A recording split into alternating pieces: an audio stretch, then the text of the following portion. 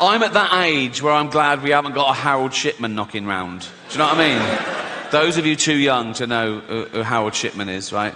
He is our most prolific serial killer, right? He killed 300 people. He killed old people. That's my point. He'd have his eye on me, go, oh, give him a few more years. And he was a doctor, right? But the reason you haven't heard of him, right, is because he never appears in those lists of the worst serial killers. And he was like one of the worst ever, but he didn't act like a serial killer, right? He was a GP, he was old school, he had a little shirt and tie, little tweed jacket, little beard, little glasses, he'd do house visits, he'd go on to see Edna, 85, you all right, Edna? Yeah. Do you want a cup of tea? Yes, please. And he'd make Edna a lovely cup of tea, right? Then he'd just put her in a lethal amount of opioids, right? And he'd just give Edna the tea and watch her drink it and fall asleep and die. And that was it. He didn't even masturbate. You know, yes, it is a waste, sir, yeah.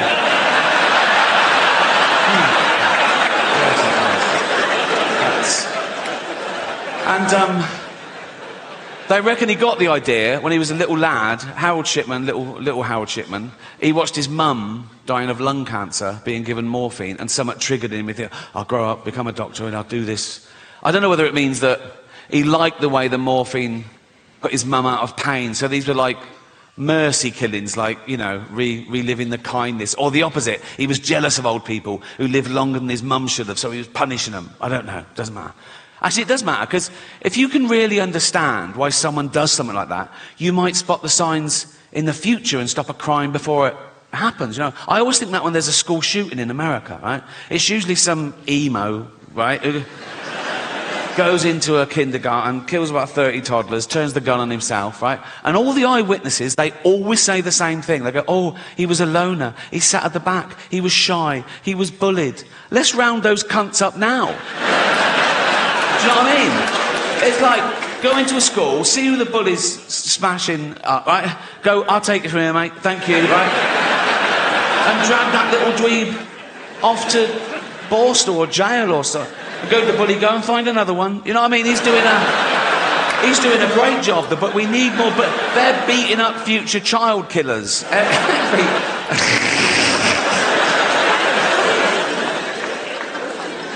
You get obsessed with crime and punishment as you get older. I've always been pretty interested. I studied philosophy at university, and a big part of that is morality. And I've always been against the death penalty. Right? I was a young liberal, and I was really anti the death penalty. And now I'm an old liberal. And I'm still anti the death penalty, but now I love it when someone gets killed doing something they shouldn't at the time. Like, you see a bloke in Brazil, a hostage video, he's got a young girl, he's got a gun to her head, and he goes, you won't take me alive, copper, and then the marksman just takes out his brainstem. Oh, I love that.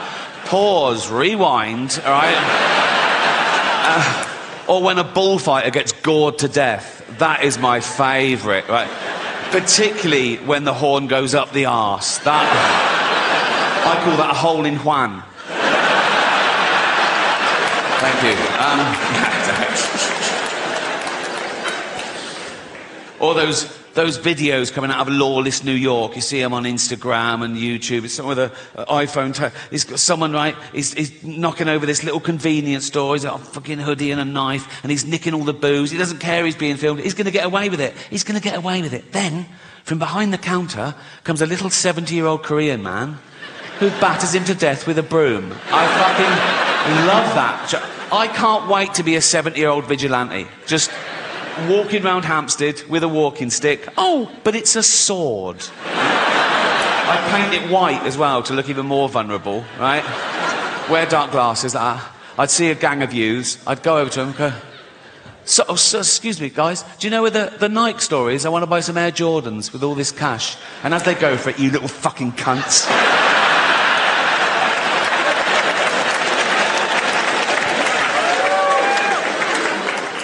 But the death penalty is not like that, is it? It's not in self-defense, it's not in the heat of the moment, it's cold justice, you know? Don't matter what you've done, you could have murdered people, you know? You stand trial, they find you guilty, they put you on death row, sometimes for 10, 15 years, which seems unnecessarily cruel, and then they murder you in front of witnesses. And it's from the Bible. An eye for an eye, a tooth for a tooth. The state says you murdered someone, so we're going to murder you. But If you rape and murder someone, you still only just get murdered. That's a loophole, isn't it? That's like... That smacks of misogyny to me. That's like the judge going, the rape was free, but we're going to... You know what I mean? Just once, I want the judge to go, right, you raped and murdered someone, so you're going to be taken from here to a place where you'd be hung by the neck and raped. What, at the same time? Yes, yes. We got loads of volunteers with dildos, right? So he sort of goes down, fuck off. Fuck off. Okay, he's dead. Yeah, I know.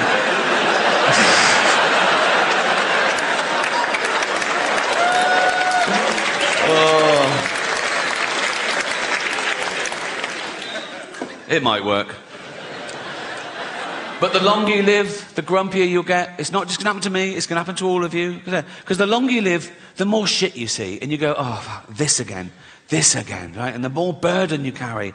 And the older you get, the weaker you get, so the burden gets heavier. And you go, oh, God, this again. And you can't die nowadays. You know what I mean? You go, oh, thank God, I'm dying. Oh, fuck, I'm back. You know what I mean? They can transplant every organ now. Whatever's got... Transplant every organ. Not your brain. That wouldn't make sense. You are your brain. So that would be an everything else transplant, wouldn't it? But I'd sign up for that. I don't care about this. It's to get this round. If I could leave £1 million to science, so when I died, suppose when I died, my body's crushed, killed instantly, but my head's intact. They keep that on ice, wait for a body donor. Some poor bloke gets his head crushed, put my head on his body, and I'm back. I know. Statistically, I will get a bigger penis as well, so... The odds are in my favour there, trust me. I wake up in the future, I see the scar and I go, oh, that's all right. You know what I mean? I go, oh, you've always wanted a big knob? I go, yeah, I've always wanted a big knob. I go, let's have a little bit of me time. So and I start, but then every time I look down, I go, oh, that's not my knob. Do you know what I mean? I go, oh, that's not my knob. Oh, that's not my knob. It's not my hand either, carry on. It's like, you know what I mean?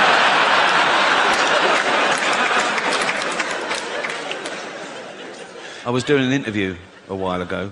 I don't think the journalist liked me. He asked me this question. I thought it was rude, right? So I gave a fake answer, right? He said, so what have you got planned for your funeral? And I went, I want to be fed to the lions at London Zoo. He went, really? I went, yeah. I want the zookeeper to take up my big, fat, dead, naked, bloated body in a wheelbarrow, right? Just dump it in the lion's den, doof, like that. Loads of tourists going, is that the bloke from the office? Like that, right? And then 2 big lions come out and just start eating me. And lions, they start with the soft bits of the body to get inside to the rib cage. So they'd probably get a testicle each, wouldn't they? Because that'd be the easiest of it. By then, my testicles would be about a yard apart, so they'd be easy. They just start eating towards me. Like Lady and the Tramp, really. Romantic. So I said that as a joke, but he totally believed me. So much so that when he was writing up the article, he called London Zoo and asked them if that would be allowed, and they said, no, of course not, right? So when the article came out, the headline was, London Zoo refused Ricky's request to be fed to lions. Like I'm a fucking psychopath. My point is, you can't worry about what happens after you die. Don't live your life, let someone else worry about it. You're dead, you've done your bit, right? I know some people who really are stressed about what happens after they die, some religious people, and they believe in heaven and hell and all that. So now they're getting a bit, oh, have I been good enough? I mean, great, heaven's great, but hell, oh my God, what if I go to hell? And I go, there's no hell. It's made up to frighten kids. Like, my favourite horror film of all time is still the original Exorcist, right? First time I saw it on VHS, right? I was blown away. I watched it again straight away. I loved it, right? And there's a bit in that that's meant to be the really poignant bit. And I laughed the first time I saw it because it was the idea of the devil being this crass and childish. You know the bit. So, the little girl's possessed by the devil, and they're doing an exorcism, and they're throwing holy water on it. She's hissing, right? They're going, the power of Christ compels you. The power of Christ compels you. And at one point, the devil makes the little girl turn her head round, and he makes her say, your mother sucks cocks in hell. Right? And the bloke, she said, he's devastated. He's like, because he's thinking, oh, no, that's the real devil. So he knows, so it's true, my poor mother sucking cocks in hell, right? if scientists actually found the devil, I was wrong. There isn't it. They found the devil, they tested him, it was peer-reviewed, it won the Nobel Prize for fucking everything, because it'd be the greatest discovery of all time, right? And I'd look at the science, I'd be mind-blown, but I'd go, well, you've got to follow the science. So, you know, yeah, I believe in the devil. I wouldn't even be belief, it would be knowledge. I'd want to meet him. If the devil actually existed, I'd want to see it for my... As long as I was safe, I don't know what makes you safe from the devil. But if he existed, we'd find out, wouldn't we? Like, vampires live forever, but now we know a bit of garlic really fucks them up. So we discover something, like if you put a devil in a cage with a sprig of parsley on top, he's weak or something, right? And I'd meet the devil, right? And I'd go for an order, and I'd go, he'd be there. I'd go, you the devil? He'd go, yeah, right? And then he tried to hurt my feelings. And that was his best shot. And he went, Rick, I go, what? He goes, your mother sucks cocks in hell. I go, I don't care. I don't. 1, she's dead. 2, she was heterosexual. 3, she never had her teeth in towards the end. So, no. But it's hell. Think of all the terrible things that could be happening to her. Being raped by red-hot pokers, rats eating her eyes. My mum gets cock duty. Go on, girl. That has got to be one of the better jobs in hell. Isn't it? It's like... terrible job on earth. I've never sucked a cock in my life. I never will. But if I died and I'm in hell, right, tortured from eternity, I'd see the first cock, I'd go, I'm on this. Not a problem. Not a problem. I'd be looking round seeing people skinned alive. I'd go, I'd chow down. I'd be looking over the big man going, I'm doing a great job here, leave me on this. And there's the devil with a clipboard looking a bit confused. No one's ever gone straight for the cock, but he goes, okay, carry on. Emotions. They expect everyone to care about their thing as much as they do, right? And it's why the world's getting worse. And the world is getting worse. Don't get me wrong, I think I've lived for the best 50 years of humanity. 1965 to 2015, the peak of civilization, for everything, for tolerances, for freedoms, for communication, for medicine. And now it's going the other way a little bit. The last couple of years, just a little blip maybe, right? And I'm not saying this just because I'm old, because that does happen. Old people say things like, oh, everything was better when I was a kid. Well, of course it was, you were a kid. Everything's better when you're a kid, right? Being old is the shit bit. Whatever's happening in the world, being old is the... I wake up these days and I go, oh, fuck, I didn't die. Got to do it all again. I'm usually hungover, headache, liver pains. I can't walk for the first 5 minutes because I've got no joints in the knees, right? I'm getting fat again now, right? Now, I was thin till I was about 28, like proper skinny, like 9.5 stone, right? Then I got a job, right? And the next sort of 20 years were what I call my eating years, right? And I just got steadily fatter and fatter till I reached a peak of unwellness and blobbiness when I was about 48 years old. And it was one Christmas, I was at home, lying on the floor, right? And I was saying to Jane, I'm having a heart attack, right? And honestly, my heart rate was like 130. I felt nauseous. I was palpitations. I was sweating because I'd eaten 11 sausages. True story, right? I was like one of them snakes. You know when you see a big, like, python swallow a pig whole, and then it's just fucked. It's just like, it's for a week, it's like a duffel bag, just there. That was me, right? And obviously I wasn't having a heart attack, but it worried Jane. She said, you've got to start looking after yourself. I thought, yeah, you're right, 48. So I started working out, right? I started working out every single day. I didn't give anything up, right? I don't eat meat anymore, but I was having like 2,500 calories, 3,000 calories a day, including wine every night, right? But I burnt it off the next day. Just so I could do all that, I worked out for an hour and a half every day, running, weight training. I had more time on my hands than the average person. I had a gym built in my house. I had no excuse. And I lost about 20 pounds, and it was great. But now, I still eat and drink too much, right? But I physically can't burn off the calories. I can't do enough because I'm so old and broken and tired. So I'm going to get steadily fatter and fatter again. And this time, I am going to die. I'm losing the hair. It's getting really thin. I know it looks great for their cheers, but No, no, honestly, in a lift, right, with that light directly overhead and the mirror, it looks like an X-ray, right? I'm gonna have to buzz that off soon. I'd never wear a wig. Oh my God. Guys, if you wear a wig or a toupee and you think you've got away with it, you haven't.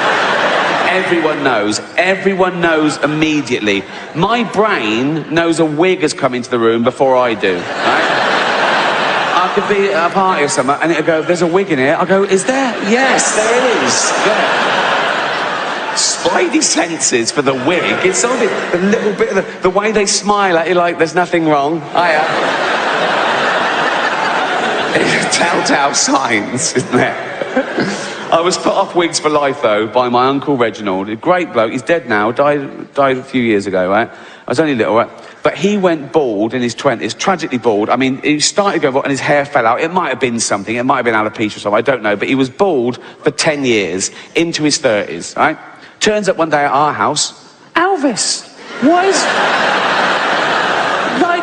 And I remember I was about 8 and I said to Auntie Edna, what happened to Uncle Reginald? And she went, it was a miracle. They were just hushing. It was ridiculous. Everyone knew he was bald, right?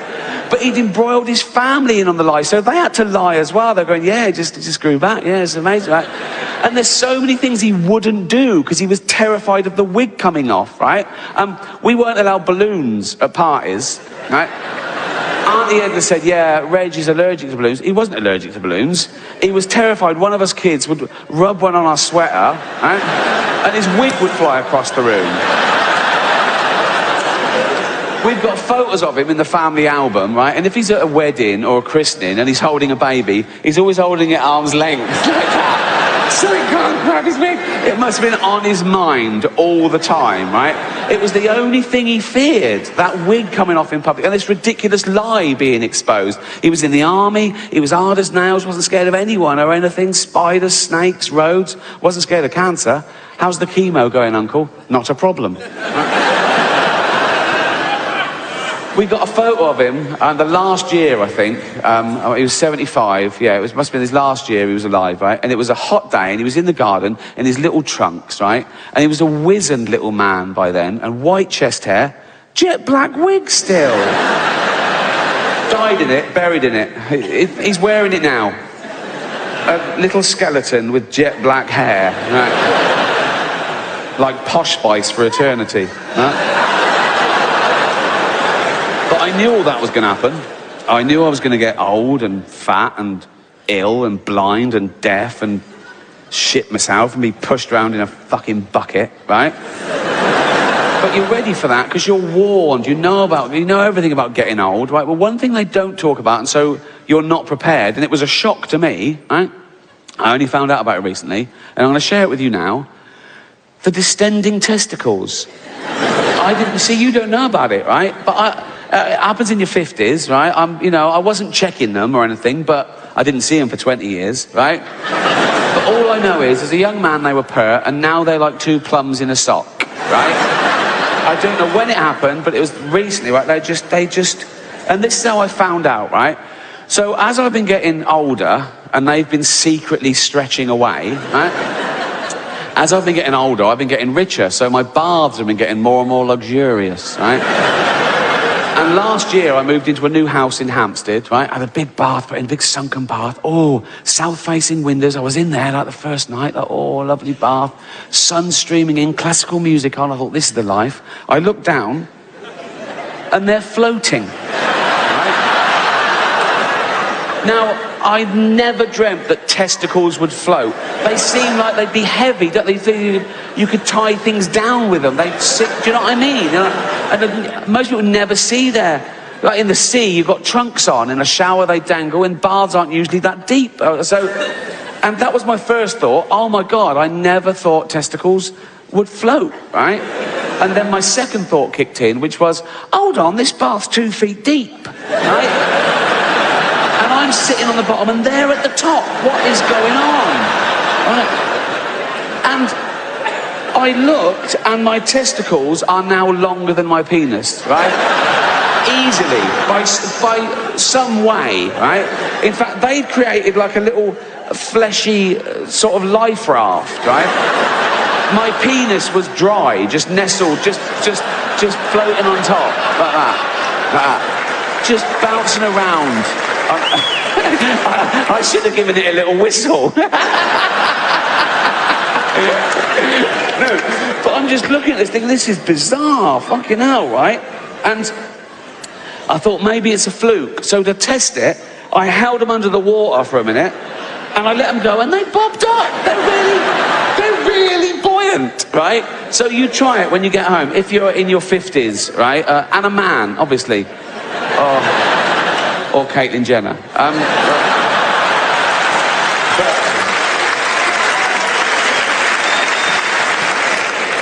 But the world is getting worse. It's very sad.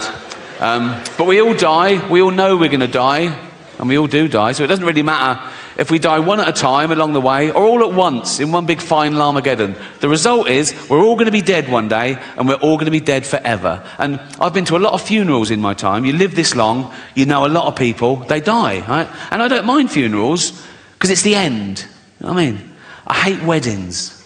Oh, it's so much hope. You know what I mean? And they're needy and arrogant. It's out. They go, oh, do you want to come and watch us for 12 hours? No, fuck no. Even the invite is arrogant, isn't it? It's like a royal decree. You are cordially invited. It's not a fucking honour. I don't want to go to your shitty wedding. Do you know what I mean? And then you go, oh, right, yeah, when is it? And they go, 2 years' time. They know you haven't got an excuse for 2 years' time. So you just have to hope that one of them dies. You know what I mean? And so you go, oh yeah, I'll be there, yeah, where is it? And they go, India. Oh, fuck off. I'm not having injections for you, you boring bastards. And I've got a big family now, a big extended family, and there's always one of them getting married, and they know I've got a bit of cash, so I can't give them a tea set anymore. I've got to get them their first fucking house. You know what I mean? I've got a big family because I had older brothers and sisters, and they all had loads of kids, and their kids have had loads of kids, and their kids have had loads of kids, because we're chavs, basically. There's a new baby every Christmas. It's one of those families. You know what I mean? I go home, it's crowded. I go, oh, whose is that? Oh, yours is it? Oh, well done. I don't know him, I don't know her. You know what I mean? It's like... But what I've done over the last couple of years, I've got them each individually, right, in private, and I've told them that I'm leaving my entire fortune to just them, right? But to keep it secret. So they all love me, right? And I'm not doing a will, so my funeral is going to be a fucking bloodbath. I'm at that age now where people ask me what I've got planned for my funeral. Even journalists say, oh, what's your funeral? I go, I haven't planned it. No, I go, no, it's fucking depressing. Also, I don't care. I'll be dead. They go, don't care about what people think of you. No, I'll be dead. They go, what about your legacy? Fuck my legacy. You can't plan your legacy. I think of all these people who died thinking they'd be loved forever. Eminent people going, there is a statue of me in the town square. And now they're pulling down the statues, aren't they? Going, pull down this fucking statue. Why? He was a slave trader. Pull down the fucking statue. He built the hospital. Should we pull that down? No, leave the hospital. Leave the hospital. Just pull down the fucking statue.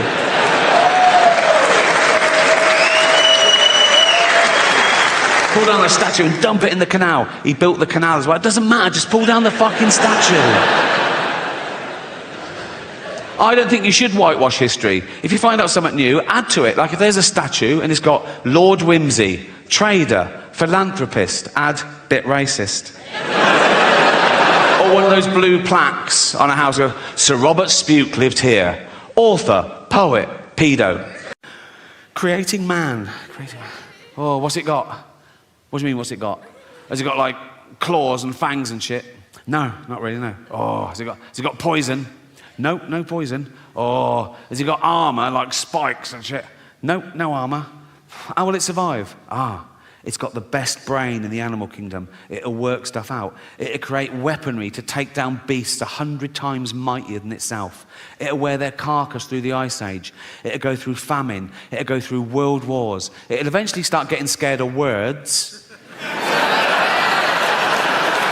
But...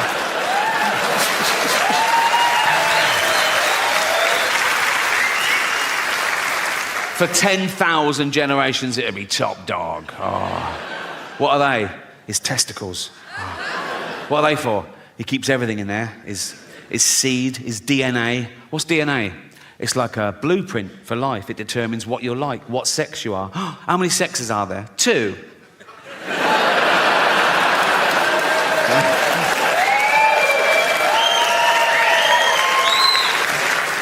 Also, that's where he keeps his testosterone, so he's fucking well hard, right?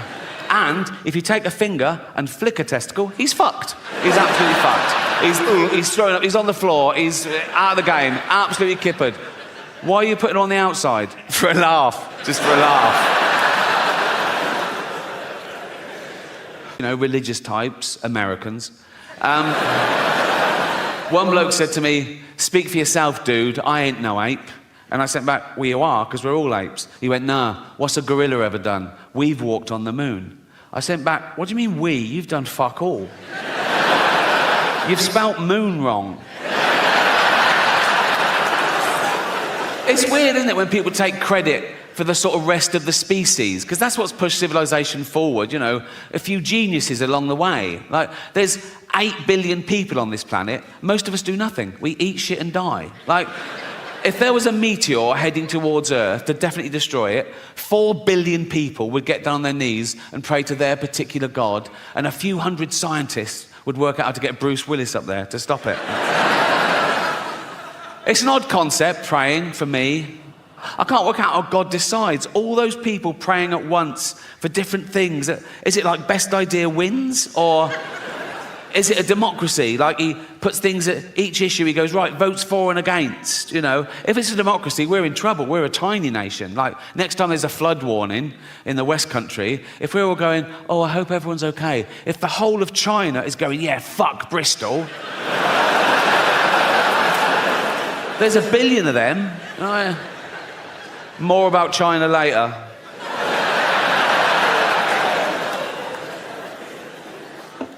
Yeah, I've always found praying quite strange. Like, if I bump into a friend or neighbour and I know they've got a little kid, and I go, "Oh, how's so-and-so?" And they go, "Oh, not good. He's in intensive care. We don't know if he's going to pull through, but I pray every night." What I do, as an experiment,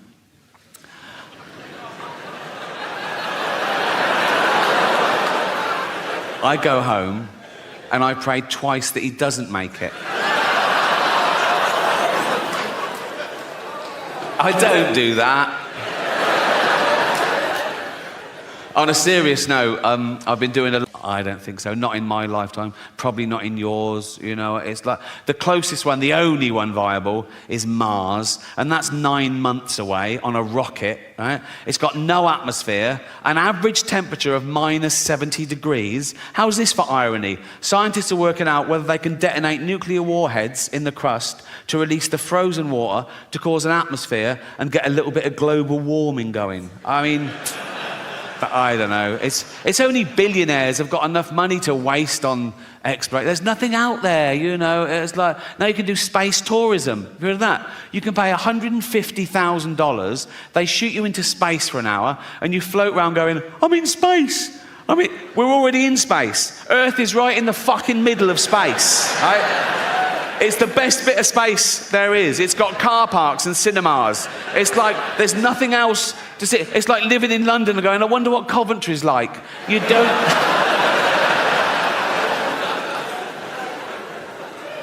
Our own stupidity, basically. Because we are getting more stupid as a species. No doubt about that. You can now do a university degree course in Taylor Swift. How fucking low academically can you go? There's an institute in London called the School of Flower Arranging. I went past it, I couldn't believe it. School of Flower Arranging. I looked in, and there's people having lectures. Flower arranging. My mum used to pick flowers every day from the garden, cut flowers, put them in vases around the house. At no point did anyone come round and go, "What unqualified cunt did these?"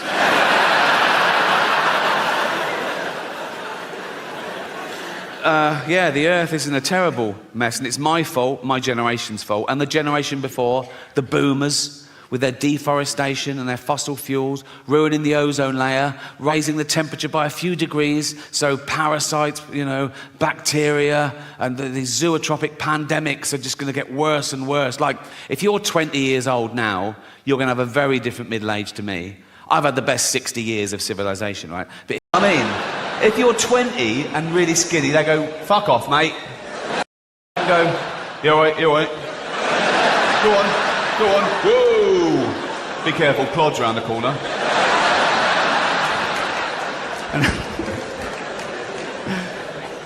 Do you do that? Do you sort of be a bit more working class, a bit tougher with, like, people in boiler suits? Oh, mate, yeah. Not too bad, yeah.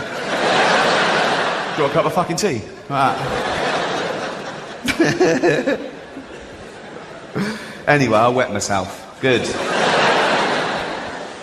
After I came back, I told my friend about the wee incident, and my friend went, oh, you should have gone commando. What? That would have been less embarrassing, wouldn't it? So now I look down, I think, oh, I've wet myself, what can I do? Oh, I know, they're coming off too. That's as dry as a bone, Doc. Should have gone commando. Do commandos not wear pants? Why is it called? They must wear pants, don't they? Yeah.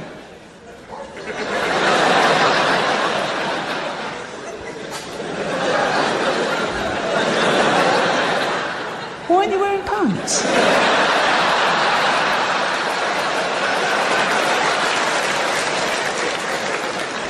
What? I'm a commando and I'm wearing pants. I've never heard that phrase before. I've never heard that phrase. They're going to see that. A little bit.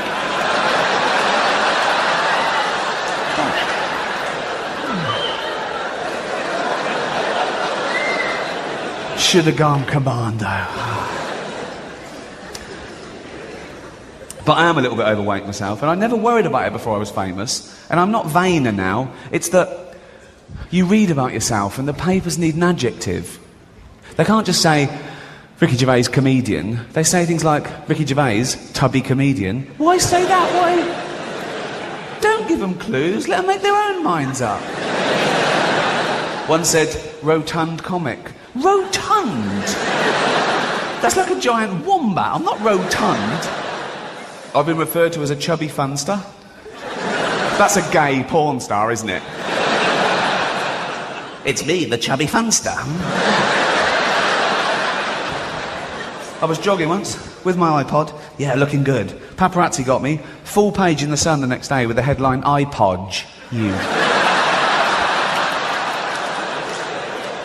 Cheeky bastards. Dawn French has had a go at my weight. What? Oh, yeah. Oh, yeah. French and Saunders Christmas special last year. I love French and Saunders. I think they're great. I've liked them for a long time. I think they're really good performers. And I was watching this at home. Sketch comes on. Bubbly Dawn knocking on the door of a house. Inside is Jennifer going, who is it, please? Yes? Who is it, please? It's me. Who's me? Me. The little fat one with the big ego. She opens the door. Oh, I thought you meant Ricky Gervais.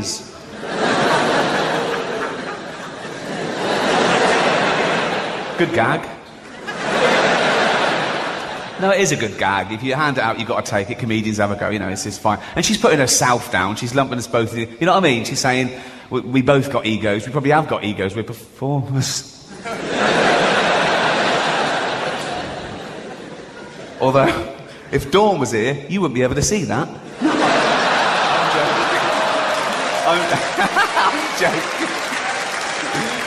I'm joking. You'd be able to see some of it, wouldn't you? But it would spell Roy. Oh dear.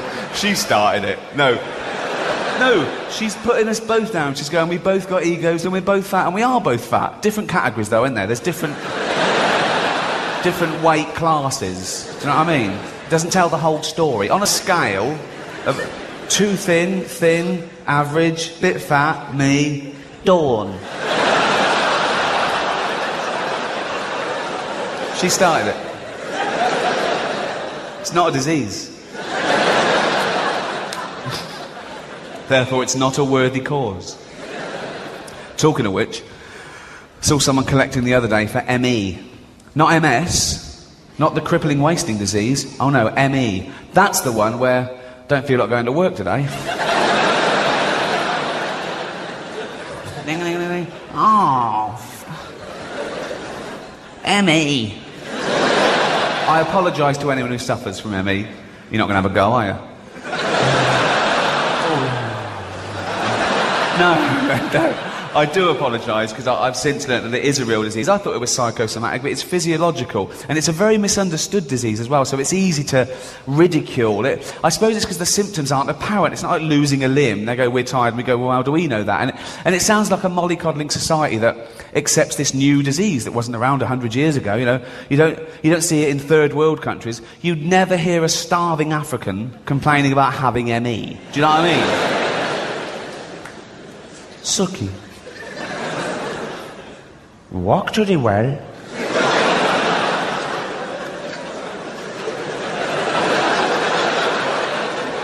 This is not racist, okay?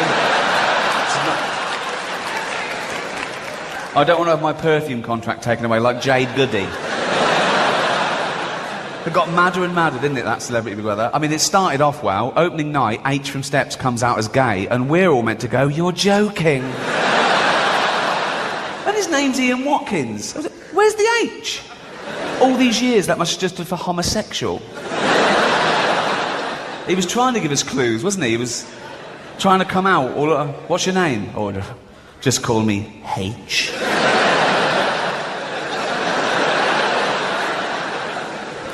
It's not racist. Sucky. Work. Delicate stuff, this. One false move and I'm Jim Davidson. It's all right. It's all right. Relax, I know what I'm doing. It's the accent, isn't it? And I'm not very good at accents either. I'm trying to do Nelson Mandela. So I'll give it a bit of dignity. He's sort of high, isn't he? He says things like, Winnie, what are you burying in the garden?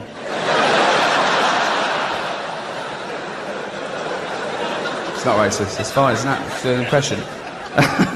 People are very worried about that, aren't they? They go, is that racist? Can you say that? Well, you're taken the wrong way, particularly this year, because it's 200 years since the abolition of slavery, so awareness is heightened. But that wasn't the end of racism. It was still inherent in society as late as the 50s and 60s in England and America, and one incident sparked off the civil rights movement. But I discovered something. You're still learning. The first HIV virus was a combination... Yeah, why not? Big backlash, wasn't there? Big backlash. People going, you can't say that. You can. You can. I did.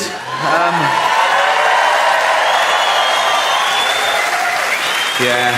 The inevitable backlash, which made it the most watched special of the year. So, I've learnt my lesson. No, I have learnt my lesson, and that's why I'm going to be woke from now on. It's about time. Well, I'm sorry. Well, I am woke, and now I'm woke. The first thing I've got to do is change my Twitter bio. Because at the moment, it's like a list of the shows I've created. But now I'm woke, I've got to pop in the word anti-fascist. So people know I'm not a fascist. Because that is a big problem at the moment. People come up to me on the street and they go, Rick, have you been imprisoning journalists? I go, no. They go, oh, interesting. They go, have you been gassing Jews? I go, no. They go, well, pop it in your bio then, you silly cunt.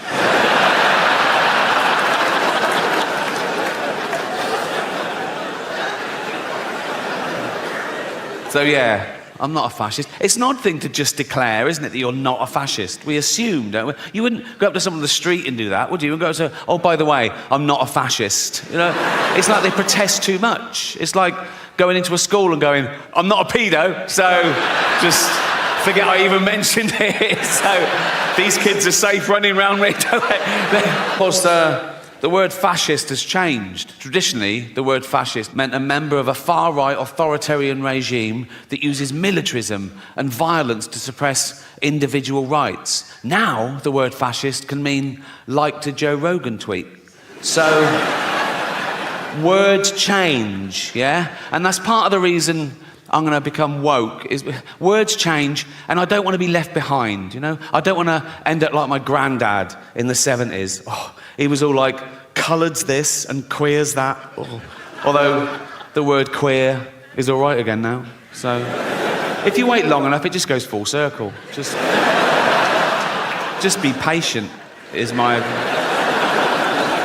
So yeah, you can use the word queer. Now, you still can't use it as a noun, only as an adjective. You can't go up to someone and go, "You're a queer," but you can go, "Hear about Darren? He's queer now." If Darren is definitely bent. You can't go around just slagging off Darren willy-nilly. Do you know what I mean? You can get sued in this country for saying someone's gay if they're not, you know, which is a homophobic law, because you can't be sued the other way around. You can't be sued for saying someone's not gay if they are, which seems unfair, doesn't it? Like, I could go up to Britain's biggest gay and go, "All right, Alton," all right? And he'd love that. He'd fucking love that. If that's your game, you want to be top of the pile, so to speak, right? I go, "All right, Alton." You go, "Yeah." I go, "Ha, ha, ha, ha, ha, ha, you're not a gay." He'd go, "I bloody am." He'd go, "I'm going to sue you." I go, "You can't. You can't." He'd go, "But know that I am gay." I go, "I don't believe you are." He'd go, "Well, come on with me and see the shit I do if you don't believe me."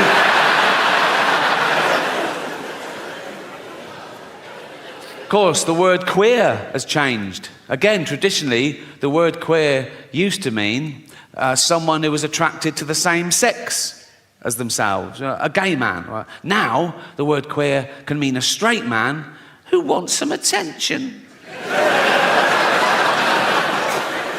I'm all queer now.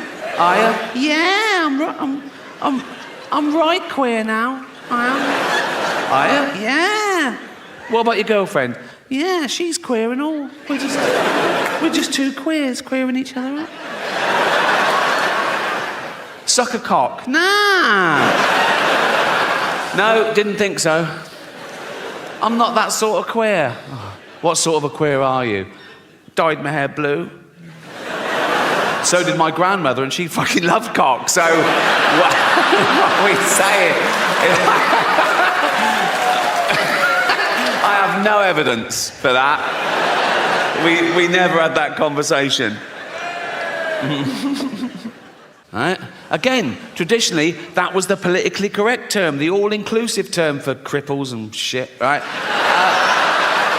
But then they went, "No, we want to be disabled." They didn't want to be disabled. They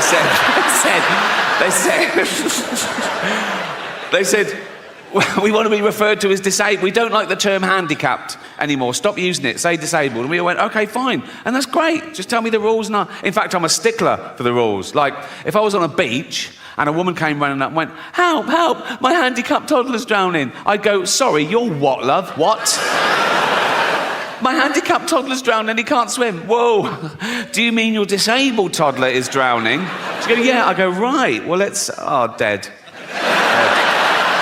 Wasted too much time being woke, didn't I? Well, I am woke now, and we've established you can't even choose your own thoughts. How often have you been on a train station and you've suddenly thought, "What if I just pushed that bloke?" And then you go, "Why have I thought that? Am I a psychopath?" No, you're not. You're the opposite. You're a safe pair of hands. You're testing yourself. You're reminding yourself how terrible that would be. You're a good person, right? I don't get that one. What I get is I'm talking to a really sweet old lady and I suddenly start thinking, what if I just spat in her face now? Why would I...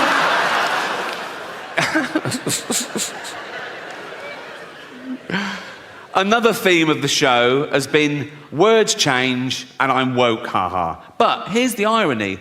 I think I am woke, but I think that word has changed. I think if woke still means what it used to mean, that you're aware of your own privilege, you try and maximise equality, minimise oppression, be anti-racist, anti-sexist, anti-homophobic. Yes, I'm definitely woke. If woke now means being a puritanical, authoritarian bully who gets people fired for an honest opinion or even a fact, then no, I'm not woke. Fuck that.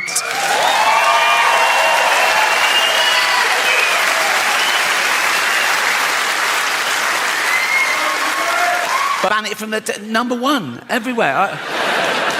My name trended for 3 days that Christmas. I wasn't the only comedian who trended that Christmas. Do you know the comedian Rosie Jones? she's got cerebral palsy, and she was on a TV quiz show, and the trolls came out on Twitter going, she's not funny. People saying, you're only saying that because she's disabled. You're only defending her because she's disabled. If I met a racist paedophile, I'd go, fuck the little black ones too, you bigot. You know? Slag off actors, who's scared of actors? But when it comes to a big dude, right, I'm not. So this show is called Armageddon, and it's all about how I think humanity might end, because there's a long list of possibilities, you know. We're on a precipice, you know.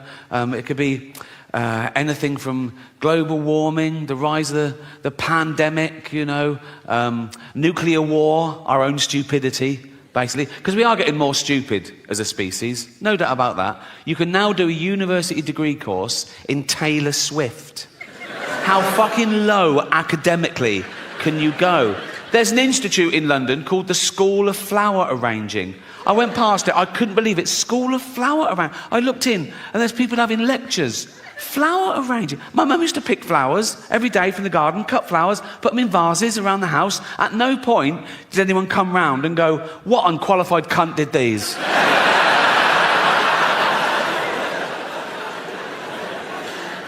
Yeah, the earth is in a terrible mess, and it's my fault, my generation's fault, and the generation before, the boomers, with their deforestation and their fossil fuels, ruining the ozone layer, raising the temperature by a few degrees, so parasites, you know, bacteria, and these zootropic pandemics are just going to get worse and worse. Like, if you're 20 years old now, you're going to have a very different middle age to me. I've had the best 60 years of civilization, right? But if you're 20 now, in 40 years' time, you're going to be in your house, wearing a mask, crying. Like you do now over jokes.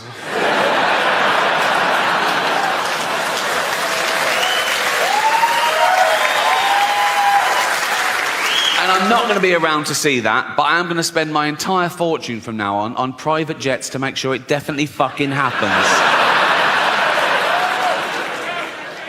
We're going to be the first generation that future generations are jealous of, right? Because we had it all, and we're using it all up. We're using up all the fresh water. We're using up all the fossil fuel, right? Usually you look back in history and you feel sorry for it. You go, oh, how did they live like that? Oh, how did they get around? No indoor toilets. I've got Homo sapiens. We've been around as hominids for a few million years. And of course, along with every other life form that exists at the moment, we've been evolving for 3.5 billion years. Everything that exists at the moment all came from the same little blob of organic matter 3.5 billion years ago. That's why it annoys me when people say, oh yeah, humans, we're the most evolved. We're not the most evolved. We're no more evolved than the slug or the snail. People go, oh, come on, look at them. Yeah, they got it right early doors. Nature keeps testing them. Do you want eyes? No. Not really. No. I have noticed one thing about the slug and the snail. Let's not split hairs, let's be honest. The snail is basically a slug with a shell on it, isn't it, right? But if you pull the shell off the snail, it starts giving it all, oh, I'm dying. And the slug is like, welcome to the real world, cunt. So yeah, we've been around for about 300,000 years, and for most of that time, we had the same life expectancy as every other wild ape, 35, 40, if you're lucky. You're born, you grow, you mate, you're playing with your kids, you get a cut, you go, oh, what's that, dead? Right? But now with antibiotics and medicine, we've pushed that forward. A child born today can expect to live to about 100. And scientists said soon that'll be 120. And science also said that in the near future, there's no reason, with proper care and attention, that human beings won't regularly live to 150 years old, which is amazing until you remember that we get a set number of brain cells, right? Which we only lose. You can't get them back. So in the future, there's going to be 15 billion people on the planet, you know. Half of them are going to be over 100, and they're all going to have Alzheimer's. It's going to be like Dawn of the Dead. It's going to be fucking horrible. My auntie died of Alzheimer's. I don't know how you die of Alzheimer's. She forgot to live. Right? And for the last couple of years, she was in her home, and my cousin, her only kid, used to visit her like once a week, and it got more and more depressing because soon she didn't recognise him, and then she didn't know who she was, or and then she died. And at the funeral, we were sort of reminiscing about the good days, some of the funny, absent-minded things she said and did. And we realised, oh, probably that was the beginning of the disease before it was diagnosed. And this is a true story. Once, my cousin went home from work, and he went in, and she went, "Your tea's in the oven. I've had mine already." He went, "Oh, cheers, Mum." And it was like a fish pie, right? He ate the fish pie, and he went, "Oh, God." And he ran upstairs, vomited, went back down and went, "Mum, the fish is off. I've just been really sick." And she said, "Yeah, it made me really sick." I don't know how humanity will end, as I say. There's a long list, everything from, I can't believe nuclear wars back on the table after all we've learned. But I think maybe the rise of the pandemic where parasites and microbes and bacteria and our antibiotics fail, or maybe those things that happen, but we're sort of evolved through it. Like, we'll find out there's pockets of sort of mutant people around the world that are slightly resistant to radiation and slightly resistant to microbes, and we'll sort of start again, because we don't really understand the mechanism of human evolution since civilization, because it's never been based on, survival of the fittest, where fittest meant just the biggest, strongest male gets to pass on his genetic material. There's other paradigms, right? Nature is brutal. Sometimes it is the biggest, strongest male that gets the female, and even then, she has a litter. If there's a runt, she goes, "Fuck it, kill that, eat it, share it out amongst the rest of us." Now, we don't do that in human society. We go the other way. We spend more time and care and attention on the weak and the vulnerable to give them a chance. Like, if you're a father and you've got 2 kids, you've got little Timmy, who's 6, right? You've got Jack, who's 8, and you go to little Timmy, you go, "Timmy, what do you want for Christmas?" And he goes, "Motorised wheelchair." I promised Jane I wouldn't do the voice, and I fucking forgot. It's too late now, isn't it? "What do you want for Christmas, Timmy?" "Motorised wheelchair." Right, well, they start at $2,000, so fucking hell. "What do you want, Jack?" Just a tennis racket, please, Dad." "Oh, good lad. Oh. How is your tennis?" Best in the school." "Oh, you good lad." "Also a ramp." Fuck me. So now we're doing fucking building work at Christmas, are we? Fuck me. "Oh, sorry, Jack, can't afford your tennis racket. We've got to spend all the money on a ramp and a motorised wheelchair for this money-grabbing little fucking..." "Why do you need a motorised one?" "No arms." That's fair enough. That is fair enough. I can tell some of you feel a bit uncomfortable laughing at little Timmy, who's a little 6-year-old lad. He's got a funny little voice because his chest is all fucked. Got no arms, no legs, just like stumps, right? But let me tell you something about Timmy to make you feel better about yourselves. He's a fucking racist. Yes. Horrible little shit, he is. You little fucking bigot. You disgusting little fucking racist, you racist scum, you filthy little fucking, you fascist, you fucking, you disgust me.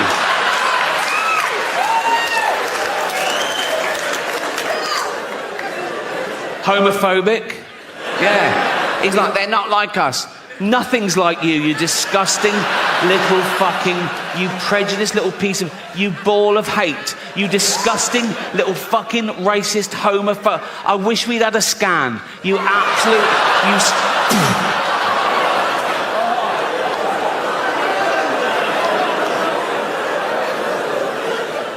misogynist. If he could, he'd rape. There's your little Timmy.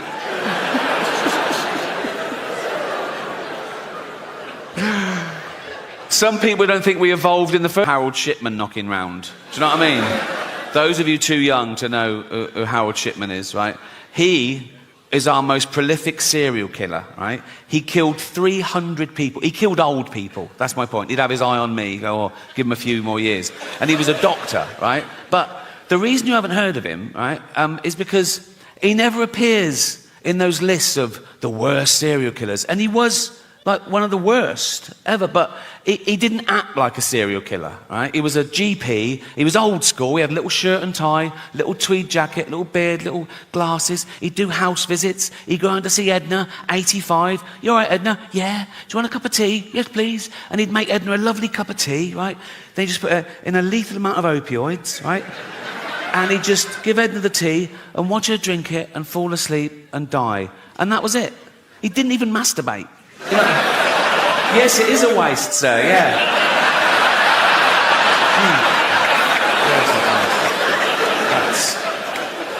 And they reckon he got the idea when he was a little lad, Harold Shipman, little Harold Shipman. He watched his mum dying of lung cancer, being given morphine, and somewhat triggered him. He thought, I'll grow up, become a doctor, and I'll do this.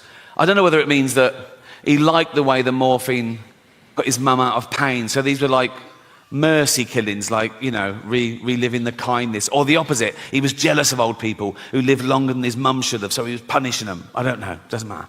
Actually, it does matter, because if you can really understand... I was doing an interview a while ago.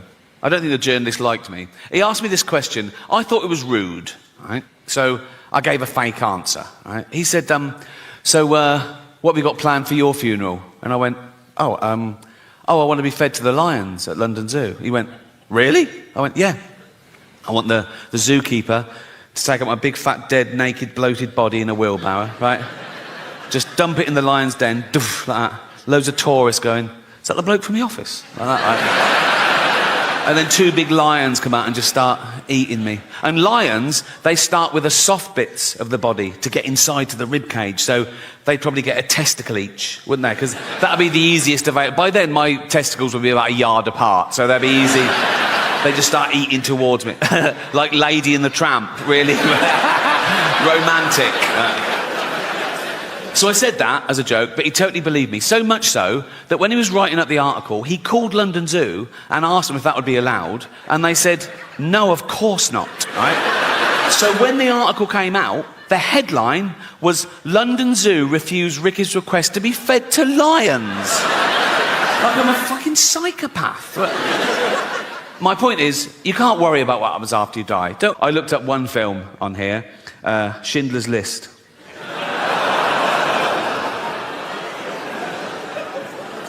Absolutely real. Schindler's List, does the dog die.com. Right? First question, does a dog die? No. Does a cat die? No. Are any animals abused? Someone answers, there is a chicken that's handled roughly, but otherwise unharmed.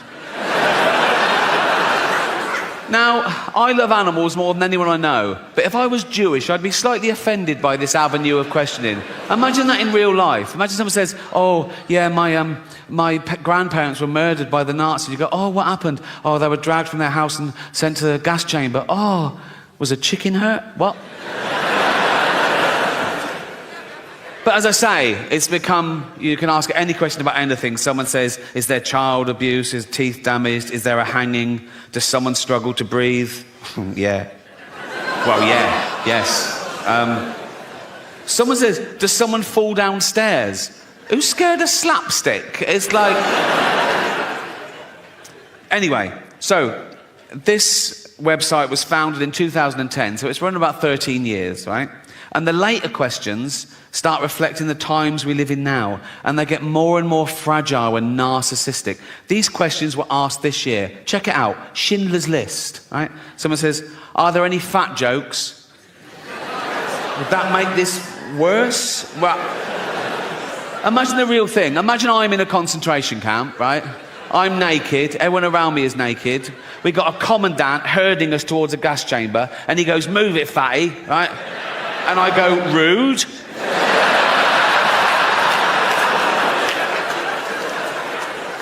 No, that has ruined the whole experience, if I'm honest.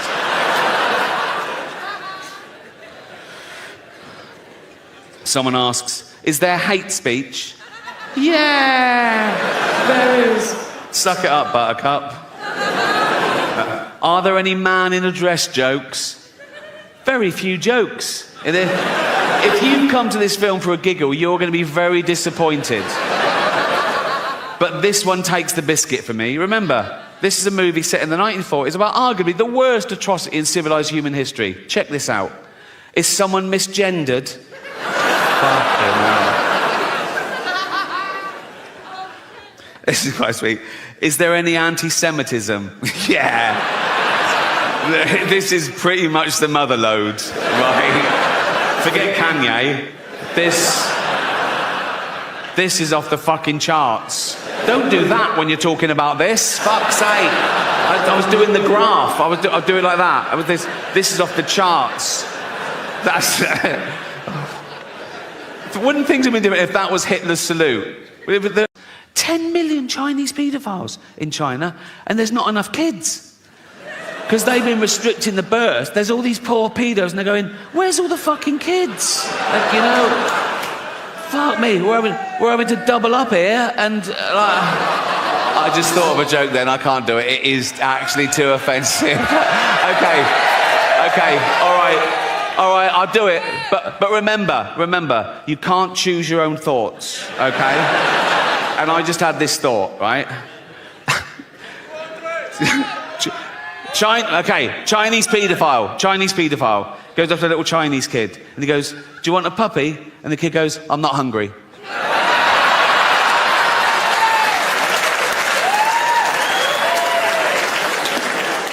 You made me do that. You committed the hate crime. I'm woke, I forgot. Let me get back on track, right, I've got a woke joke, right? You remember those jokes we used to have when we were kids, like doctor jokes, like, doctor, I keep thinking I'm a pair of curtains. Well, pull yourself together then, right? I've done a woke version of that, brought it up to today's standards, right? So, bloke goes to the doctor, he goes, doctor, I keep thinking I'm a pair of curtains. And the doctor goes, well, you are then.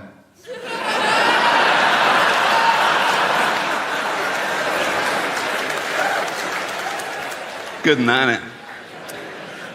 I should do political stuff now I'm woke, but I don't like it when a comedian just spouts his own political views and it relies on the audience agreeing with him to get a round of applause. I think that loses something comedically. I want everyone to like my jokes, whatever your political persuasion. A joke shouldn't have a political wing, you know. I'm political in my private life, like everyone, you know. Like, I'm sometimes incensed by the inequalities in our society. We're in the 7th richest economy in the world, right? And there's homelessness. There's 250,000 homeless people in Britain. Now, I wish there were no homeless people, because they're fucking horrible. You know, oh yeah, right next to the fucking cash point, you cheeky cunt.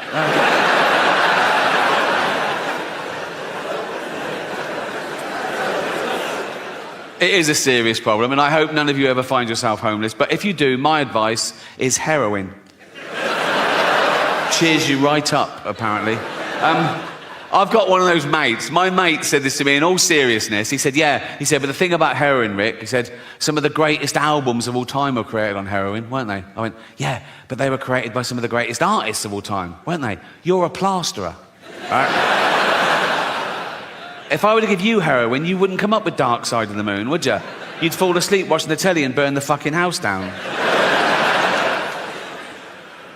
I should do topical stuff, but I never watch the news. I did see one thing recently on YouTube, actually. Do you know the little fella from Game of Thrones? The actor, Peter Dinklage. Do you know Peter Dinklage? Yeah. He was at a junket, and it was for a new thing he was doing, right? And they were filming it. That's why it got leaked onto YouTube. And I don't know what brought it up, but he suddenly started going off on one. Oh, God. He was going, it's fucking disgusting. They're still doing productions of Snow White and the Seven Dwarfs. For Christ's sake, it's fucking demeaning. It's 2023. He wasn't happy.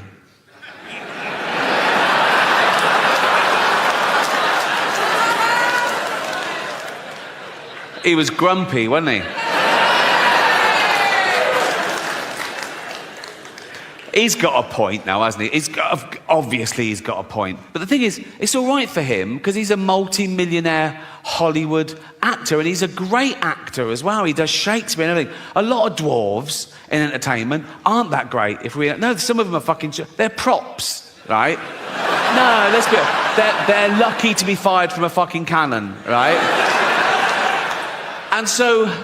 dancing around Snow White for 3 weeks of the year, that is their like holy grail, and he's going to fuck it for them. If he takes that, what can they do? And he's not saying you should do Snow White and the Seven Dwarfs with normal size actors. You can't do that either. You get in trouble for that in Hollywood, or you can't take a dwarf's job or a disabled person's job. Like Eddie Redmayne got in trouble when he played Stephen Hawking in the biopic, The Life Story of Stephen Hawking, right? Won an Oscar for it, and that's when the backlash started. People going, no, it should be played by a real disabled creature, all this, right?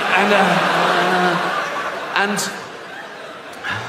they're going, the actor should have disability as the person they're portraying. But it was the life story of Stephen Hawking, right? So for the first part of the film, the cunt could walk, right? So I put it to you, what is easier? Getting an actor who can walk, pretend he can't for the last bit of the film, or get an actor who can't walk, pretend he can for the first bit? How would that even fucking work? Puppetry, think. You can't always find an actor with the same disability as the person they're portraying. They're fucking actors. What if they did a biopic of Helen Keller, the deaf, dumb and blind girl? Well, what's the chances of finding a deaf, dumb and blind actress who can play that role? And if you did, you go right into the director and go, we found a deaf, dumb and blind girl. What did she say?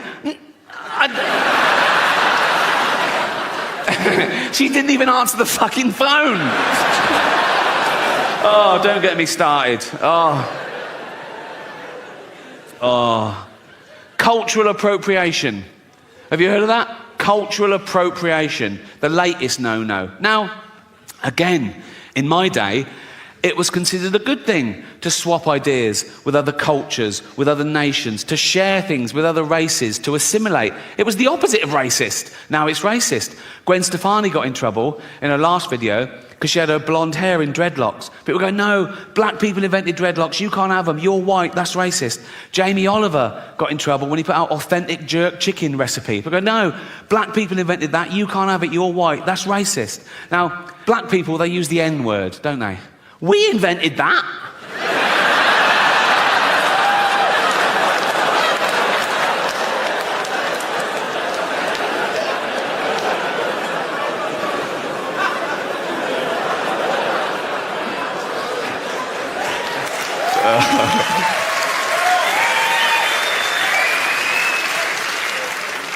That's the one, isn't it? That's the one. Listen, I know white people are the worst. I know that. That's why no one likes a fucking white middle-aged man anymore until we need a boiler fixing. Then it's get the bald bloke round now. Critical race theory, have you heard of that? Being taught in schools now, particularly in trendy areas like LA, right? Just like 5-year-old kids and 6-year-old kids. If you haven't heard it, in a nutshell, critical race theory says that all white people are racist. It says that we're born racist and we continue to be racist because we're affording the privilege of a racist society set up by our forefathers, okay? So basically, all white people are racist and there's nothing we can do about it, which is a relief.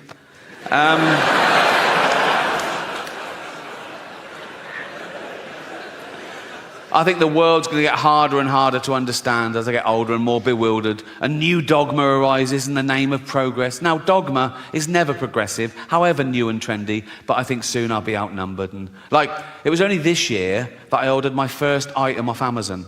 All the way through the pandemic, Jane's like, bang, things are arriving, we need this, bang, it's here. Right? And I was going, oh, and she goes, it's easy. I go, I never liked real shopping either, hated real shopping, particularly clothes shopping. I hated clothes shopping when I was young and thin. I really hate it now I'm fat and old, right? Once, a shop assistant thought I had my inside leg and my waist measurement the wrong way round. I could see her thinking, do you have an orangutan, sir? No, it's for me, you cheeky. Yeah, I never like real shopping, but I don't trust the internet either. And Jane was going, just put in your credit card. I don't want to have my credit card details. She went, everyone's got your credit card details, just put the number in. I went, what one? She went, the long one. She went, oh, fuck me, give it here. There, you're on. Order something. So I thought, oh, I don't want anything. Oh, tracksuit bottoms. You can't have too many. I wear mine till the bollocks fall out, right? So I put in men's tracksuit bottoms, black, zip pockets, about 38. Oh, fuck me, they look all right. Size chart. I go, well, they'll be a bit long, but they'll be a bit tight. I thought, $9.99. I thought, oh, fuck it, who cares, right? So I ordered them. They came the next day. I opened them up. They were shit. Now, I don't know what sweatshop they were made in or what little 8-year-old Chinese kid made them, but he should be fucking punished because they And I was looking at where to fucking complain to get him fired, right? And I found out that these kids only get $2 a day in these fucking places, right? But what happened to pride in your work? Do you know what I mean? And I can tell, some of you are thinking, oh yeah, but he didn't think Ricky Gervais would order them. Well no, but maybe you should be told there's a chance that Ricky Gervais might order them. His owner should sit him down, right? And say, if Ricky Gervais orders these and complains, I'm going to rape your mummy again. Was that too much? Sorry. No. Leave it with me. Leave it with me. You'll realise this is great satire when I'm dead. So, I don't know how humanity will end, as I say. There's a long list, everything from, I can't believe nuclear wars back on the table, after all we've learned. But I think maybe the rise of the pandemic where parasites and microbes and bacteria and our antibiotics fail, or maybe those things that happen, but we're sort of evolved through it. Like, we'll find out there's pockets of sort of mutant people around the world that are slightly resistant to radiation and slightly resistant to microbes, and we'll sort of start again. Because we don't really understand the mechanism of human evolution since civilization, because it's never been based on, you know, survival of the fittest, where fittest meant just the biggest, strongest male gets to pass on his genetic material. There's other paradigms, right? Nature is brutal. Sometimes it is the biggest, strongest male that gets the female, and even then, she has a litter. If there's a runt, she goes, fuck it, kill that, eat it, share it out amongst the rest of us. Now, we don't do that in human society. We go the other way. We spend more time and care and attention on the weak and the vulnerable to give them a chance. Like, if you're a father and you've got 2 kids, you've got little Timmy, who's 6, right? You've got Jack, who's 8, and you go to little Timmy, you go, Timmy, what do you want for Christmas? And he goes, motorised wheelchair. I promised Jane I wouldn't do the voice, and I fucking forgot. It's too late now, isn't it? What do you want for Christmas, Timmy? Motorised wheelchair. Right, well, they start at $2,000, so fucking hell. What do you want, Jack? Just a tennis racket, please, Dad. Oh, good lad. Oh. How is your tennis? Best in the school. Oh, you good. Also a ramp. Fuck me. What, so now we're doing fucking building work at Christmas, are we? Fuck me. Oh, sorry, Jack, can't afford your tennis racket. We've got to spend all the money on a ramp and a motorised wheelchair for this money-grabbing little fucking... Why do you need a motorised one? No arms. That's fair enough. That is fair enough. I can tell some of you feel a bit uncomfortable laughing at little Timmy, who's a little 6-year-old lad. He's got a funny little voice because his chest is all fucked. Got no arms, no legs, just like stumps, right? But let me tell you something about Timmy to make you feel better about yourselves. He's a fucking racist. Yes. Horrible little shit, he is. You little fucking bigot. You disgusting little fucking racist, you racist scum, you filthy little fucking, you fascist, you fucking, you disgust me.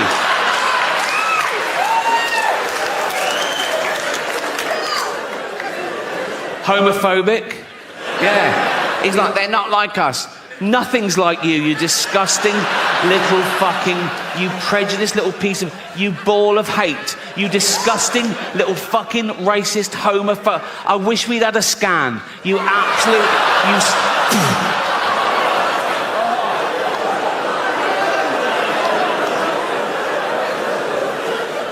misogynist.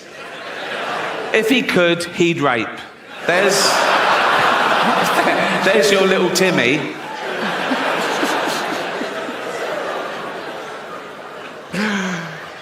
Some people don't think we evolved in the first place. Some people think that God made us all at once in one fell swoop and by himself. I think if he'd had a wife or a mate, there'd have been questions when he was working, wouldn't they? Be like, what are you doing?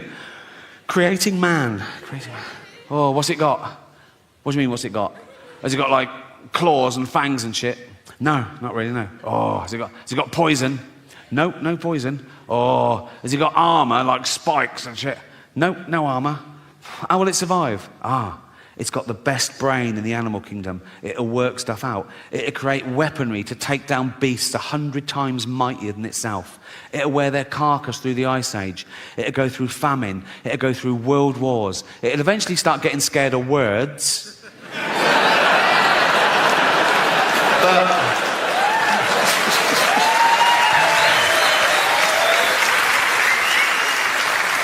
For 10,000 generations, it'll be top dog. Oh. What are they? His testicles. Oh. What are they for? He keeps everything in there. His seed, his DNA. Well, Luke shouldn't have a political wing. You know, I'm political in my private life, like everyone. You know, like I'm sometimes incensed by the inequalities in our society. We're in the 7th richest economy in the world, right? And there's homelessness. There's 250,000 homeless people in Britain. Now, I wish there were no homeless people, because they're fucking horrible. Aren't they? You know, oh yeah, right next to the fucking cash point, you cheeky cunt.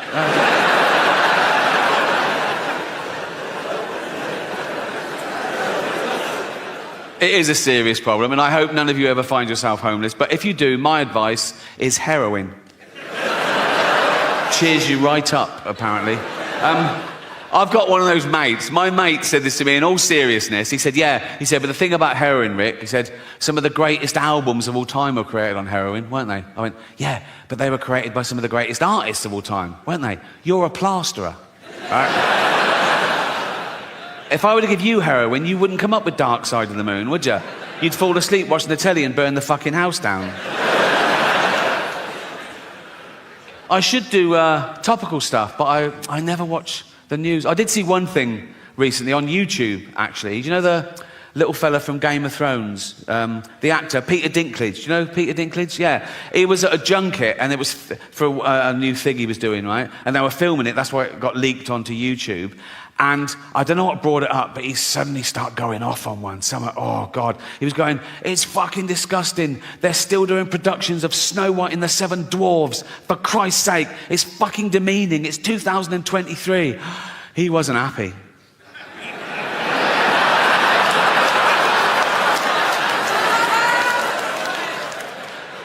He was grumpy, wasn't he? He's got a point now, hasn't he? Obviously he's got a point. But the thing is, it's all right for him because he's a multi-millionaire Hollywood actor, and he's a great actor as well. He does Shakespeare and everything. A lot of dwarves in entertainment aren't that great. And so, dancing around Snow White for 3 weeks of the year, that is their like holy grail, and he's going to fuck it for them. If he takes that, what can they do? And he's not saying you should do Snow White and the Seven Dwarfs with normal size actors. You can't do that either. You get in trouble for that in Hollywood, or you can't take a dwarf's job or a disabled person's job. Like Eddie Redmayne got in trouble when he played Stephen Hawking in the biopic, The Life Story of Stephen Hawking, right? Won an Oscar for it, and that's when the backlash started. People going, no, it should be played by a real disabled creature, all this... Right? And they're going, the actor should have the same disability as the person they're portraying. But it was the life story of Stephen Hawking, right?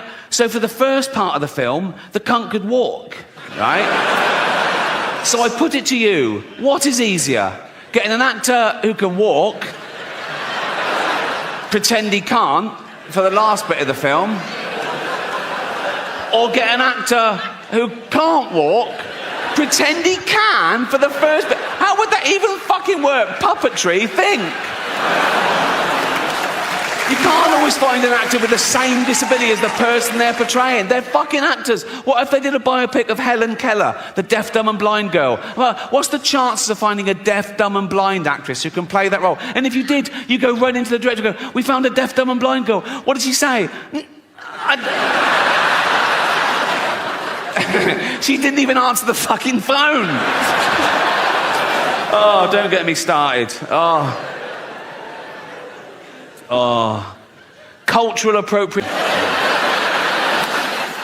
I mean, they've been trying to cancel me for about 15 years, and they've always failed. And often the people trying to cancel me have been other comedians writing for the posh papers, doing that thing they always say, he's punching down. Well, comedy should punch up. We only punch up. We punch up. Their idea of punching up, they have a go at Boris Johnson. How the fuck is that punching up? You know, the cunt is learning disabled. He's like this fucking waterlogged Gary Busey, fucking albino Eggman thing. He can't string a sentence together. Have you heard him talk? He's like, he's a fucking moron. I punch up. I have a go at people like, I don't know, Stephen Hawking, right?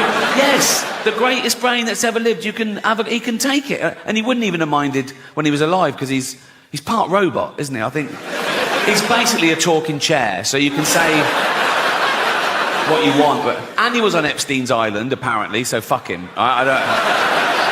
What was he doing there? Why do I want to go? Why? Why do I? You're not just there doing fuck. I would go. What? I know pedos who'd kill for a ticket to that, and he's just taking up a space. It's probably DEI or something, and they go, we need one. Like, I'll go, what are you doing here, Steve? He go, I'm thinking weird shit. Fuck off.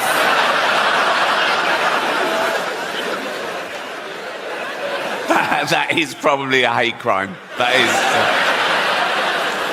It's a big buzzword at the moment. Because I was reading about the tough time dwarves have had through history. Like, in medieval times, they used to torture them and kill them. They used to put them in barrels with spikes and roll them down the hill for a laugh, right? And then in Victorian times, they'd stick them in the circus and make them do dangerous fucking things. And then as late as the 1980s, right, I remember colleges used to have events like dwarf throwing, where they were like darts on a thing, or dwarf bowling. And eventually someone said, what the fuck are we doing? Can we stop making dwarves do shit for our entertainment? And it stopped. And now it's back. Now they're in the Special Olympics. Now they've got, they're going, let's race them. And let's throw them in the water and see if they can swim. They can. So it needs a bit of work, that one, doesn't it? I don't know. People don't realise how much goes into one of these tours. My last tour, I did 60 new material nights. Then I did like 25 work in progress shows. Then I did an 85-day arena tour around the world, honing it all the time. One critic sat at his kitchen table, said, lazy. He called me immature and vulgar. Four-eyed cunt. I'm at that age now where everything annoys me. I get about the Golden Globes. Is always, was someone so angry about what you said about them? They came up to you afterwards and want to throw, and I always go, oh God, no. I wouldn't even say if that had happened, because I don't like gossip, to be honest, right? There was one guy I thought took it the wrong way, right? It wasn't a bad... No, the cameras went to him, and I'm not in control of the cameras, so I think he was caught in the headlights. It was Elton John, right? But it wasn't a bad joke. I was introducing Madonna, okay? And I later found out that him and Madonna were in this feud, and he hated being mentioned in the same sentence as it. But I didn't know at the time. I was confused, right? And it wasn't part of the monologue, but I'm there for like 3 hours, right? And now and again, the stage manager put a head around the door and go, do you want to introduce so-and-so? And I'll go, yeah, fine. And I'll come out and I either do it straight or I ad-lib. And this was little ad-lib because I saw Elton in the front row, right? So this was a joke. I came out and I said, our next presenter is the Queen of Pop. Not you, Elton. Sit down, right? And he sort of went to him, he sort of went, and I was like, oh, fuck, he hated that. And I was thinking, why is he, I said, oh, God, do you think I'm homophobic? Oh, I'm not homophobic. There's always in my head. Then I thought, he must have heard worse, right? In the 1980s, right, when Elton John was in the closet, he wasn't out, he was married to a woman, right? He was also chairman of Watford Football Club. And he and his then wife would go along and watch Watford play, and the entire crowd would sing, don't bend down when Elton's around, or you might get a willy up your arse. Which puts my little quip into perspective, doesn't it? I don't know how football fans know how to start at the right time in the same key. Do they hand out sheet music before a fucking... We're doing Willy up the arse in C. Jeff's doing a solo. They get a traditional tune so everyone knows it, and they change the lyrics. Some genius changes the lyrics, right, to be as offensive about someone or something or somewhere or whatever, right? So the tune they used to use, I remember it, it was that old Cockney knees up song. My old man said follow the van and don't dilly-dally on the way. Do you know that one? Remember the term dilly-dally? They use it very creatively in their version, right? So this was their lyric. It was the 80s. It's not politically correct. I apologise. But they're football hooligans. What are you going to do, right? So let's analyse their genius lyrics, right? This is what they used to sing. Don't bend down when Elton's around, or you might get a willy up your arse. I mean, you might. Not necessarily his, but, you know, like mathematicians amongst you would have to go, yeah, there's a slight... Like, if 1,000 people bent down when Elton was around, one of them might randomly... Someone might come off a bicycle and go, sorry, like that, and they're, oh, fuck, and the scientists will go, 1. Do you know what I mean? There's a slight... Also, when Elton's around, that's ambiguous. That could fit... Like, you could have 2 gentlemen having anal sex in a hotel room, right? And then the next day they find out that Elton John was staying in the next room. They go, oh, I got a willy up the arse when Elton was around, you know? I'll give them that. Anyway. Don't bend down when Elton's around, or you might get a willy up your arse. He has the nerve to call us dear. We all know he's a fucking quill. Sorry, right? And it goes... He dallies and dillies. They've reversed it. Why? He dallies and dillies. He plays with people's willies. Again, I don't know what play with means in this context. It could be like, wow. It could be anything, couldn't it? I thought you were going to suck it. No.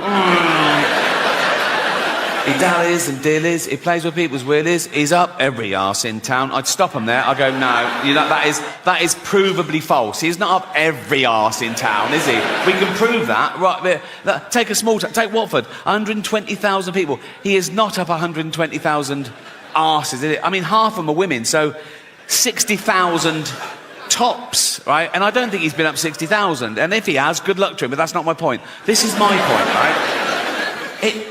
What did his then wife think of that? Because he's in the closet, right?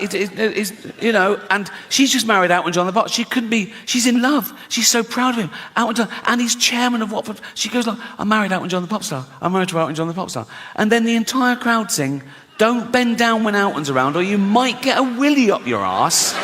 She must have gone, why are they singing that out? I've just... I said earlier... I've never had a joke stopped by the Golden Globes, and that is absolutely true. But I've just remembered a joke that I stopped myself because I bottled it a bit, and I think I was being overcautious. I want to share it with you, right? So I got the chance to introduce Jason Momoa. Do you know who Jason Momoa is? Yeah, right? So I thought the meta joke would be to show my hypocrisy and my cowardice. Like, I'm okay to slag off actors. Who's scared of actors? But when it comes to a big dude, right, I'm not so brave. So I was going to go, I've got nothing bad to say about our next presenter because he's got a cock like a baby's arm. Right? And I told my mate I was going to do that, and my mate went, do you think people think that's racist? I went, why is it racist? He went, well, because he's a person of colour. And I went, no, but it's nothing to do with that. It's to do with the fact that he's so big that he'd probably have a cock like a baby's arm, right? So I didn't do it. And I had a great follow-up as well. I'll tell you the whole thing. This is the whole thing. This is what I was going to do, right? Right. So I go out and go, I've got nothing bad to say about our next presenter because he's got a cock like a baby's arm. Unlike Peter Dinklage, who's got an arm like a baby's cock.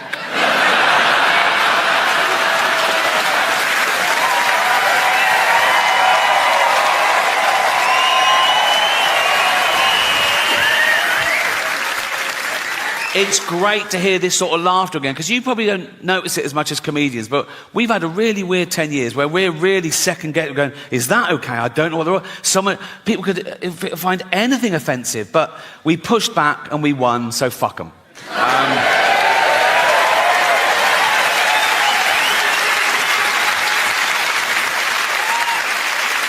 Until the next time. They haven't gone away. I looked up one film on here, Schindler's List.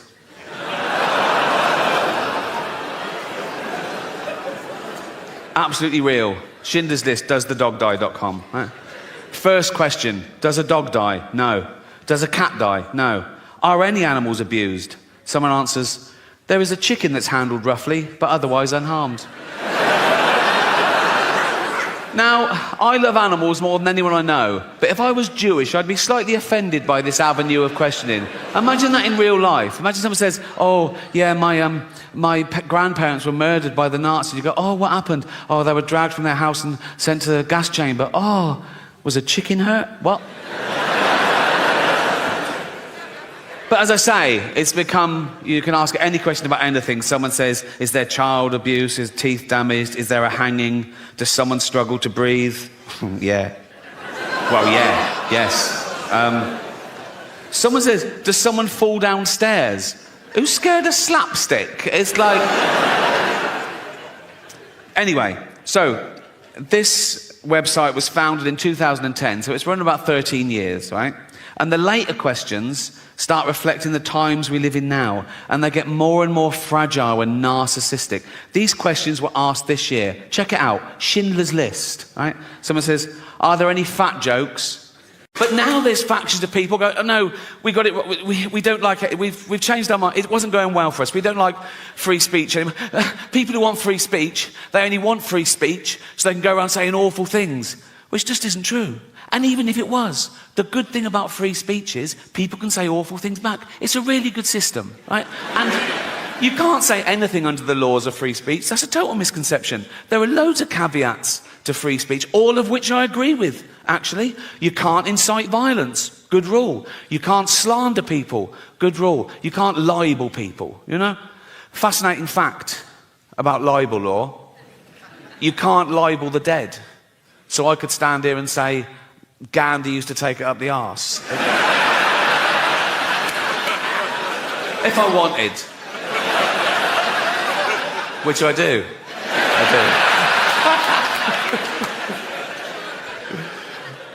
But free speech is the most important human right there is. It's the right from which all other rights come. Without free speech, you couldn't have human rights, you know, and we've got free speech, in theory, in this country, for a little while longer.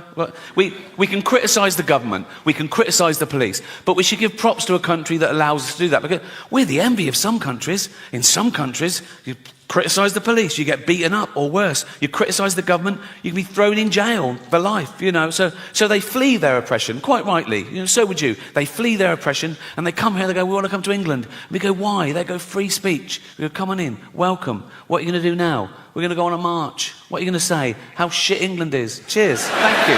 Thank you. That is their right. Have a great show. And as I was leaving, I saw one of the other lawyers lean in and show this head lawyer his iPhone, and the head lawyer went, oh yeah. He went, oh sorry Ricky, can you come back a minute? Right, so I'm there, I went, yeah. So he had the phone there. They'd looked up the word minge. I thought I'd gotten away with it, right?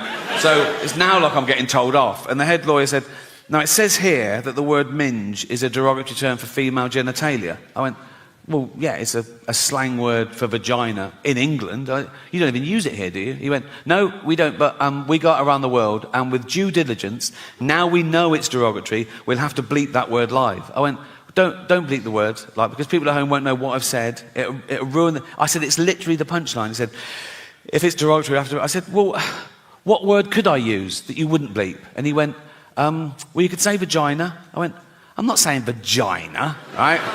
Anything funny about it. It's so clinical. I was thinking, Judy Dench at home going, why is he talking about my actual vagina, right? I said, minge isn't like that. It's like, it's not so specific, because vagina's so... Where's your vagina? There, right? Where's your minge? There. It's like... Then one of the younger lawyers went, what about box? I went, I'm not fucking saying box, mate, right? So much for looking at your own box. I said, minge is perfect. I said, people won't know what... If they're American, they won't know it. I said, it's not offensive. It's like... I said, kids use the word in England. Right? They weren't having it. So I said, what about flange? Right? So they looked up the word flange, right?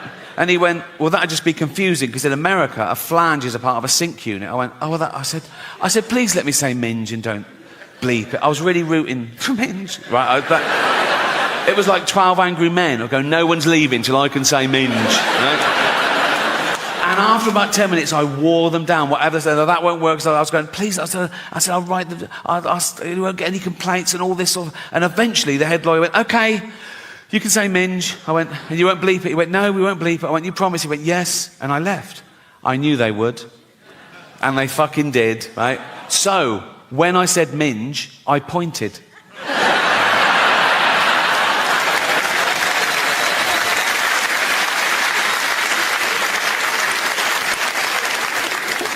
Oh, why do you like London so much, Rick? Because you get a round of applause for not shitting yourself.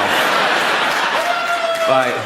But that's the next phase now. I reckon it's the next 10 years that I will. But as of now, my arsehole has never let me down.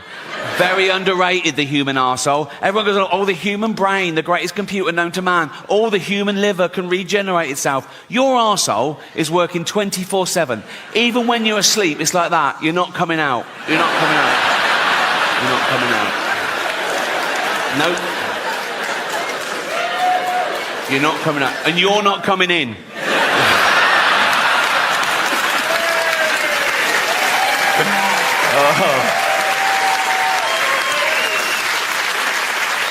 Because it's like a sewer in there, isn't it? But you've got a lovely little manhole cover. Think of that in real life. Walking along a pavement, there's lovely pavement. If that burst, and you know what's in a sewer, don't you? Piss and shit and cum and dead goldfish, and fetuses. In China, just the girl ones. Relax.